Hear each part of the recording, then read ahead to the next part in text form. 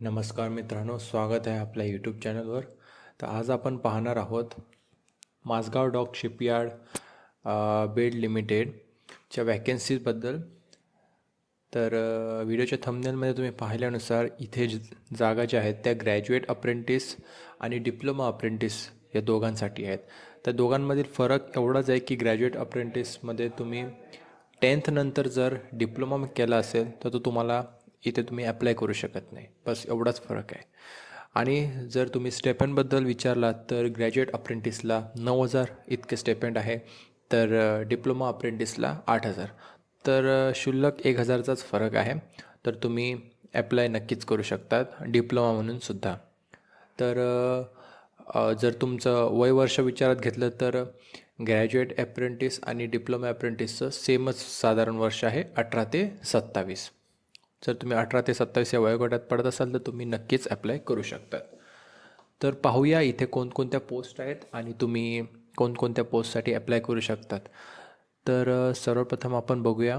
तर इथे सिव्हिल इंजिनियरसाठी ग्रॅज्युएटसाठी 10, तर डिप्लोमासाठी 5 जागा आहेत. कॉम्प्युटर इंजिनियरसाठी ग्रॅज्युएटसाठी 5, तर डिप्लोमासाठीसुद्धा 5 आहेत. इलेक्ट्रिकल इंजिनियरसाठी 25 आणि डिप्लोमासाठी देखील 25 आहेत. इलेक्ट्रॉनिक अँड टेलिकॉम इंजिनिअरिंगमध्ये 10 आहेत ग्रॅज्युएटसाठी, तर डिप्लोमासाठी एकही जागा नाही आहेत, याची तुम्ही नोंद घ्या. त्यानंतर मेकॅनिकल इंजिनिअरिंगसाठी आहेत ग्रॅज्युएटसाठी 60 जागा, ज्या सर्वात जास्त आहेत. त्यानंतर डिप्लोमासाठी आहेत फक्त 10 जागा. त्यानंतर आहे ship building technology or engineering naval architecture, ज्याच्यासाठी आहेत 10 जागा आणि डिप्लोमासाठी आहे 0. त्यानंतर आता इथे 7 ते 10मध्ये तुम्हाला पाहू शकतात कॉमन जागा आहेत.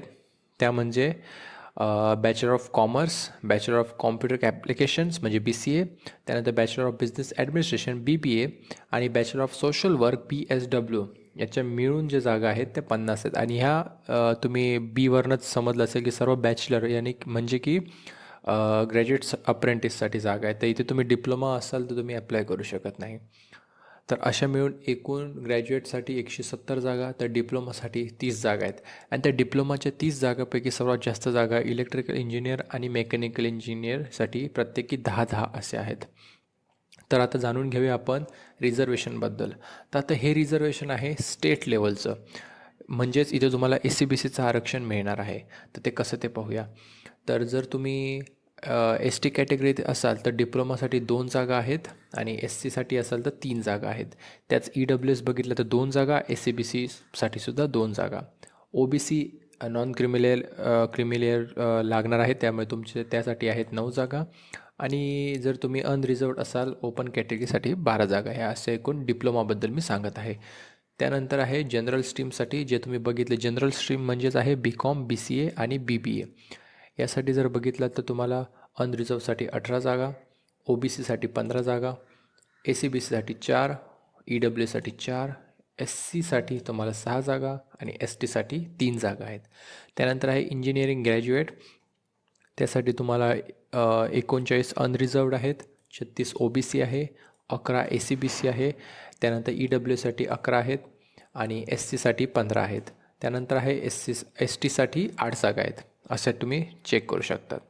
त्यानंतर आता आपण बघूया इथे तुम्हाला जे एज रिलॅक्सेशन आहे ते कसं आहे बघूया. तर SC आणि ST दोघांसाठी ही 5 वर्षासाठी तुम्हाला वयामध्ये सवलत आहे. तेच जर तुम्ही OBC असाल तर फक्त 3 वर्षासाठी आहे आणि दिव्यांग असेल तर तुम्हाला 10 वर्ष सवलत मिळणार आहे.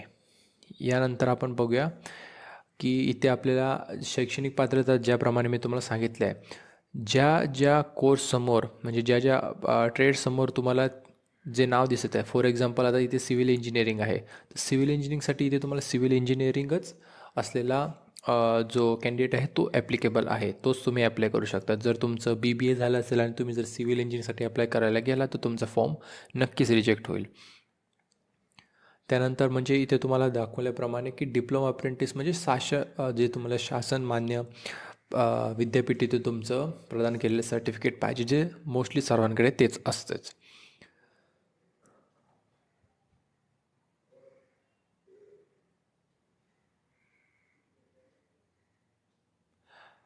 त्यानंतर आता आपण बघूया आहे ड्युरेशन किती असणार आहे तुमच्या ट्रेनिंगचं. तर अप्रेंटिसशिप ही ट्रेनिंग ही 1 वर्षासाठी असणार आहे तुमची आणि प्रत्येक महिन्याला तुमची जी स्टेपेंड आहे ती तुम्हाला मिळणार आहे. आता पाहूया आपण ॲप्लिकेशन कसं तुम्ही ॲप्लाय कसं करू शकतात. तर प्रथम तुम्हाला जायचं आहे HTTP म्हणजे या माझगाव.in या तुम्हाला वेबसाईटवर जायचं आहे, ज्याची लिंक मी तुम्हाला डिस्क्रिप्शनमध्ये देणार आहे. तिथे जाऊन तुम्ही पहिलं सर्वप्रथम लॉग इन करायचं आहे. त्यानंतर तुमचं नाव, ईमेल ID, पासवर्ड बनवून एक तुमचा ID बनवायचा आहे. देन तुम्ही ज्या स्ट्रीमसाठी अप्लाय करणार आहे तिथे तुम्ही अप्लाय करू शकता.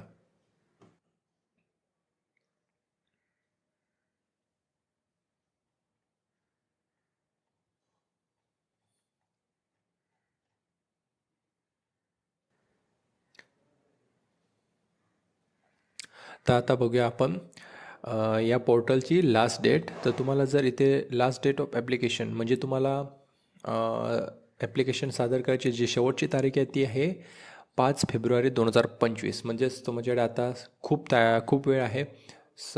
साधारण एक 15 ते 20 दिवसाचा काळ आहे तुमच्याकडे. तर तुम्ही नक्की इथे अप्लाय करू शकता.